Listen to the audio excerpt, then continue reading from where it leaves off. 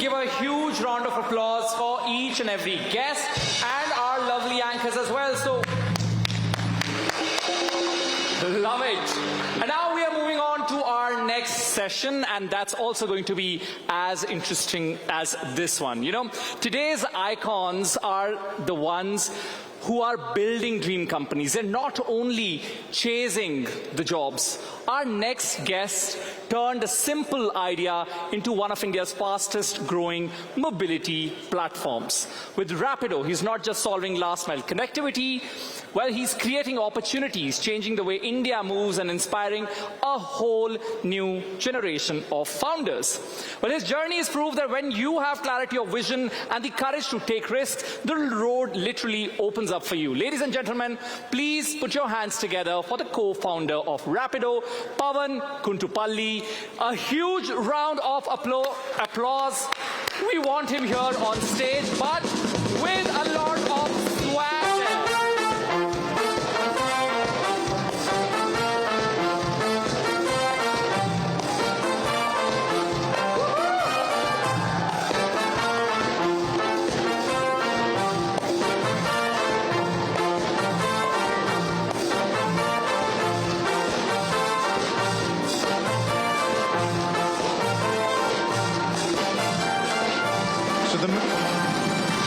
The man knows how to make an entrance. Give him a big round of applause, please. Grab a mic. See, we spoke a little bit about financial freedom, but increasingly a lot of young people are thinking about starting up. And I think the gentleman who's sitting with me kind of set the tone for that. He proved that it is possible to do. He did it back in 2015, but Pavan, I want to talk about what came before that, right? IIT student or IIT graduate, you had the world in front of you. In fact, you got a job, and then you quit that and you decided to take the entrepreneurial journey. Yeah. What pushed you? So I think this is in my second year of my university. I came across a short book, an excerpt on Dhirubhai Ambani. And I myself am not a reader, so as to say, I don't read enough books. But I ended up completing that book, and my major takeaway from that book was, if one man decides, he can change the path and the fate of a nation. And I'm talking about a person who has put a 500 rupee phone in the hands of a farmer back when a normal phone cost 40,000 bucks. People called him crazy and he did it. I think when I read that book, I literally had this one feeling that I need to do something. I need to do something that can impact hundreds of millions, if not a billion lives. Okay, so it's a powerful thought, everybody, and you can relate to that, but, you know, it wasn't an easy journey. You had the decision to quit your job. You had 7 failed attempts at starting up. What was the first one? What was the seed of the idea? Yeah, so definitely. So when I was starting, all I had was this inspiration and, you know, this raw motivation. Kuch karna hai. I need to do something. Honestly, I did not know what to do.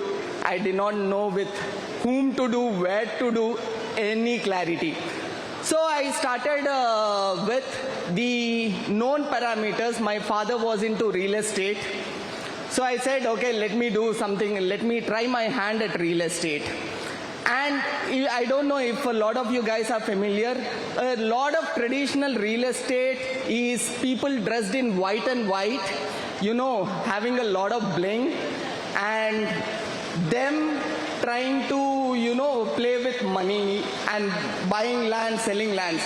And here was a young 22-year-old saying that, hey, can we use technology? Can we use a fractional? So I started with the concept of fractional ownership of homes back in 2012. It's picking up now. It is picking up now. Thank you. You were a little early. Okay, so that was the first one that failed. You want to talk about a few others that seemed like great ideas at the time? Oh, I think everything seemed like a great idea until I failed. So I got into manufacturing tiles. Gujarat, Morbi. For houses. For houses. Very unorganized industry, very few brands. Lost not just my time, but also a lot of my dad's savings, my own savings. Okay. Then I got into marketing. I thought, okay, let me do something with something that I have some education in. So went into marketing, failed terribly. Then I went into payments. So back in the day, there was this infrastructure called IMPS. We said we'll discuss. It still exists. It still exists, yeah, it still exists, but it has been renewed like UPI, and a bunch of platforms are doing amazing work on top of it. Then we went into logistics, and my 8th attempt is Rapido. 8th attempt. So let's talk about that, right? In 2015, you had some push. Something must have. Did you not get a cab? Is that it? So one of the key pillars for our journey, not just mine, all the founders' journey at Rapido, was to create impact. And when we were doing our previous startup, which was into aggregating the trucks, logistics, while we were doing great business, one thing that wasn't feeling right is the impact it was creating. We were raking in great revenues, our investors were happy, our team was happy, but then something wasn't feeling right.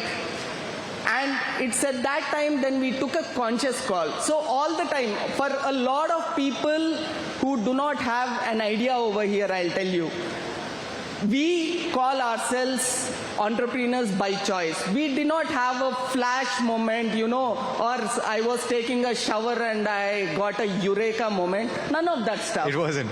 We literally went and figured out what all problem statements we can solve, what are our strengths, and if we have the guts as well as the skills to do it.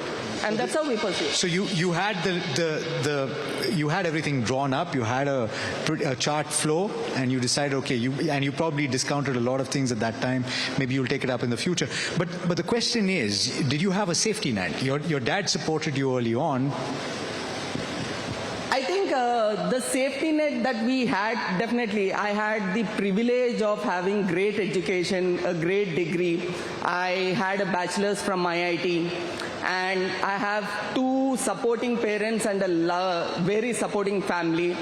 And I think I had enough affordability to have 3 square meals a day. And I believe that is a safety net enough for any youth or any individual to go out and take a risk. Okay, there must be a lot of people in the crowd that have ideas that they want to execute at some point. Maybe they're dreaming about it now. You faced 75 rejections for Rapido funding, right? I don't know if a lot of people know that. How did you deal with the 70th and the 75th? Because it probably got tougher as you went. I think very recently in another event I was telling, I don't think any of these rejections are easy. But I remember this dialogue from this movie. Why do we fall? So that we can learn to pick ourselves up. And I think every time we failed, we took time, but we eventually picked ourselves up.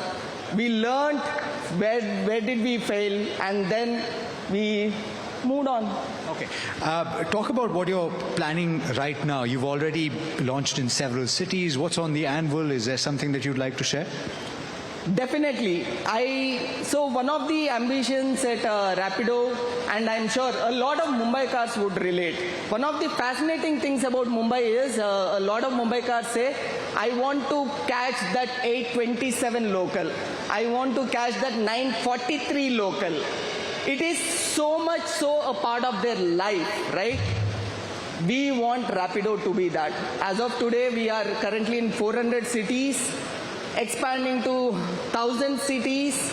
We are currently the largest player in the 2-wheeler two-wheelers and three-wheelers, about to become a leading player in the four-wheelers. Okay, and I wish you all the best with that. Thank you know you. what? I've got in my hand, I've got Rapido Fire. That's what I have, and I have 8 questions for Pavan.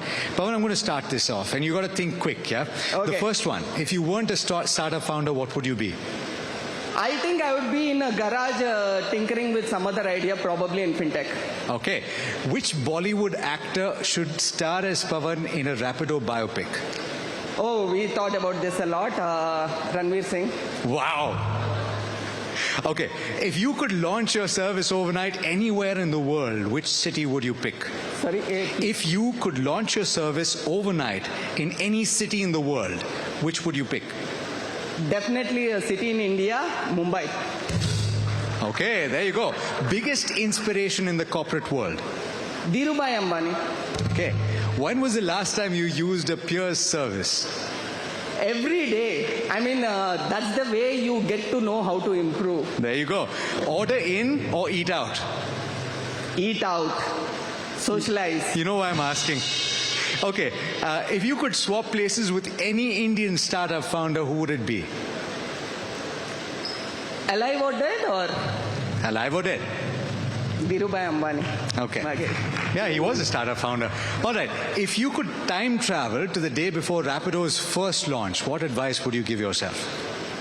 Gear up for the ride. It's actually a very crazy ride. Okay, and you faced so much rejection over the course of your life. I think I've asked this question already, but I will ask you, what was your hum karke dikhate hai moment? I think it's back, like, we were just about to pivot. And, you know, I was a IIT graduate after a lot of show. I was out of job for 3 years because I was just trying a bunch of business ideas. And then I was taking a walk with one of my friends, and he said, "You are wasting your potential." And then I told him in a still cocky manner, I told him that, "Hey, you are sitting beside me, but I'm in the driver's seat. I'm able to see the road and you are not able to." And I had to prove it right. See, I'm pretty sure Ranveer somewhere is taking notes already. All right, thank you so much. Thank you. And pleasure having you. Thank you. Big round of applause.